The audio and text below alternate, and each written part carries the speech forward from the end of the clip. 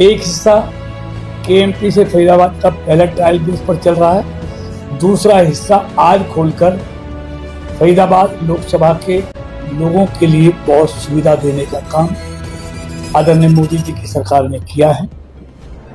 और ये इस पर खर्च लगभग 6000 करोड़ से ज्यादा खर्च आया है। और ये फरीदाबाद से दिल्ली जाने के लिए, पलवल से जाने के लिए जो घंटों लगते थे, अब वो मुश्किल से 15 मिनट का, 10 से लेकर 15 मिनट तक दिल्ली दूर रह गई है। तो इसके लिए मैं सबसे पहले देश के यशस्वी प्रधानमंत्री, दुनिया के सबसे लोकप्रिय नेता आदरणीय मोदी जी का, देश के राष्ट्रीय राजमार्ग मंत्री आदरणीय नितिन गडकरी जी का, मैं तमाम एनसीआर वासियों की तरफ से, खास तौर से फरीदाबाद लोकसभा के लोगों की तरफ से उनका दिल से आभार व्यक्त करता हूं। जहां उन्होंने पूरे देश में हाईवे और एक्सप्रेसवे का जाल बिछाया है, वहां फरीदाबाद के लिए भी इन 12 सालों में बेहतर कनेक्टिविटी देने का काम आदरणीय मोदी जी की सरकार ने और मंत्री नितिन गडकरी जी ने किया। चाहे वो दिल्ली आगरा वाला हाईवे हो, और अब दिल्ली बॉम्बे वाया बड़ौदा वाला हो, तीसरा जो अगले साल मिलने वाला है फरीदाबाद से जेवर एयरपोर्ट, जो हमको ताज से और केएमपी से भी इंटरचेंज से कनेक्ट करेगा,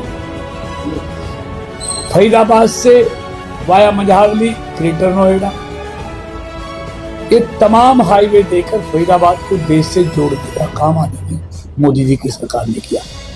और अभी इसके साथ साथ मैंने जैसे पहले आपको कहा, आश्रम से लेकर सराय खोजा तक का सफर भी, जहाँ पूरा दिन घंटे घंटे, मिनटों का सफर घंटे घंटा लगता है, वो भी दिसंबर से उसका काम शुरू हो जाएगा। और वो दूरी भी जो घंटों की दूरी है, जाम मुक्त होकर, सिग्नल फ्री होकर 10 मिनट से आश्रम से फरीदाबाद पहुंचेगा। इसलिए एक नहीं, ये तो मैंने कनेक्टिविटी की, और मुझे पूरा यकीन है कि दिसंबर में एक 19,000 करोड़ का एक प्रोजेक्ट आरआरटीएस का, रैपिड मेट्रो का, जो गुड़गांव, फरीदाबाद और नोएडा से और जेवर एयरपोर्ट से जोड़ने का काम करेगा। इन 3 बड़े शहरों को वो आपस में लिंक करने का काम करेगा, एक एयरपोर्ट से दूसरे एयरपोर्ट को जोड़ेगा। उसकी भी दिसंबर में मुझे लगता है, या फिर मुझे पूरा यकीन है, आदरणीय मोदी जी की कैबिनेट से उसको मंजूरी मिल जाएगी। और फरीदाबाद से बल्लभगढ़ की मेट्रो को भी अगले कुछ ही महीनों में पलवल से जोड़ने को भी मंजूरी मिलने वाली है। यानी कि रैपिड मेट्रो से भी, हाईवे से भी और ऑल्टिबल रेल से भी पलवल से लेकर कुंडली तक, जिसका काम चल रहा है, 6000 करोड़ की जोड़ने का काम चल रहा है। ये तो हाईवे है। बाकी और तमाम काम, सड़कों के हों, आपके स्टेडियम के हों, आपके पार्कों के हों, आपके डिवीजन बनाने का हो, पासपोर्ट ऑफिस लाने का हो, सारे रेलवे फाटकों को समाप्त कर रेलवे अंडरपास, रेलवे अंडरब्रिज बनाने का काम हो, जो लगभग समाप्ति की तरफ है। रेलवे स्टेशनों का कई सौ करोड़ की लागत से अपग्रेडेशन किया जा रहा है। सब डिवीजन बनानी हो, केंद्रीय विद्यालय लाना हो, और क्या नाम है, एक विज्ञान भवन जैसा कन्वेंशन सेंटर 400 करोड़ की लागत से, जिसका काम सेक्टर 78 में तेजी से चल रहा है। अद्भुत तरह का कन्वेंशन सेंटर 400 करोड़ की लागत पे, वो फरीदाबाद को आदरणीय मनोहर लाल जी की सरकार ने दिया है। मतलब ऐसे तमाम काम पिछले 12 सालों में। मैंने कुछ सुना था कि फरीदाबाद से देहरादून पहुंचने के लिए कोई रोड वगैरह ऐसे कुछ है। एक और अभी प्रपोजल चल रहा है, मुझे उम्मीद है जल्दी ही उसको भी मंजूरी मिलेगी।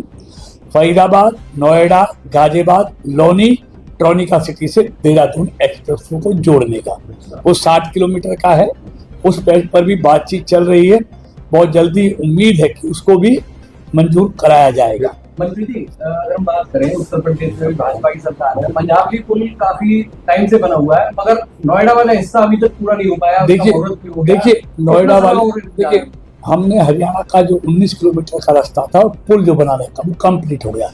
1.5 किलोमीटर उत्तर प्रदेश की सीमा में जो आगे जाकर ताज को भी जोड़ेगा, क्योंकि वह इंटरचेंज बन रहा है, केएमपी को भी जोड़ेगा। तो उसका उत्तर प्रदेश सरकार ने टेंडर कर दिया 66 करोड़ का 4 लेन का। उसका कुछ बीच में किसानों की सहमति जिन्होंने मुआवजा नहीं उठाया, उससे वहाँ के जो जनप्रतिनिधि वो बातचीत कर रहे हैं। मुझे लगता है वहाँ के जनप्रतिनिधि और वहाँ की सरकार जल्दी ही इस मामले का समाधान खोजेगी, क्योंकि हमारा हरियाणा का जो काम था पुल बनाने का, सड़क बनाने का, वो लगभग हमने 1 साल पहले ही वो कंप्लीट हो गया है। बाकी उत्तर प्रदेश सरकार से हम भी कोशिश कर रहे हैं और हमने वहाँ के जनप्रतिनिधियों से बातचीत की है कि आप कैसे भी करके उस 1.5 किलोमीटर के रास्ते को जल्दी से बनाएं।